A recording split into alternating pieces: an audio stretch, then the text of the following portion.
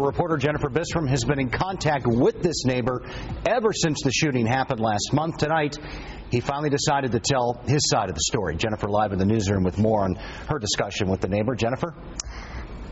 Kale, I talked with this neighbor the next day after the shooting, and he didn't want us to go on camera then, but now tonight he did talk with us. And the reason why he decided to talk with us tonight is because he says that he's just tired of the media portraying George Zimmerman as the bad guy.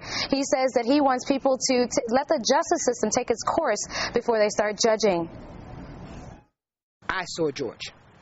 He was banged up. He had 2 big bandages that weren't flat. It looked like had a bump on them. This neighbor, who didn't want us to show his face, is talking for the first time about what he saw on George Zimmerman's face less than 24 hours after Zimmerman shot and killed Trayvon Martin. I see him have a big bandage on his nose and his nose swollen. On the side where his eyes were at, it was swollen. He shows us exactly where on this picture. I seen the bandage right here. There's a big bandage, and this side of his nose and this side of his nose was swollen. The surveillance video released by Sanford police of Zimmerman when he was brought in for questioning after the shooting. Bruises and bandages aren't visible, but you can see an officer looking at the back of his head. You get into a fight. You don't show bruises that day. You show them the next day. He claimed self-defense. What's your response to that? I think something happened that night where he had to defend himself. 10 being the worst, it was about roughly 7 or 8. His thoughts on this 911 call made on February 26th, Zimmerman screaming for help. They're sending him. So you think he's yelling help? Yes. All right, what is your attitude on it?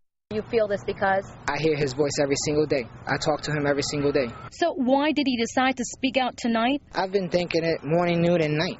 You know, ever since I seen the bandages on him. Do you think no matter what that anyone has a right to pull a trigger, though?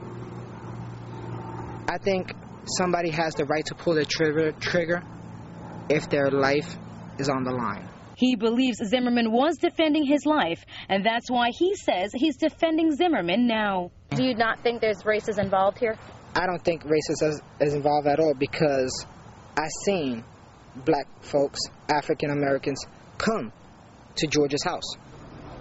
Now, that neighbor that you just saw tells us police did not take any statements from him, but says they did talk to his wife a few days after the shooting and asked her if George Zimmerman is a quiet person and if she'd ever heard any fighting coming from his home. Live in the newsroom tonight, Jennifer Bisram, Fox 35 News.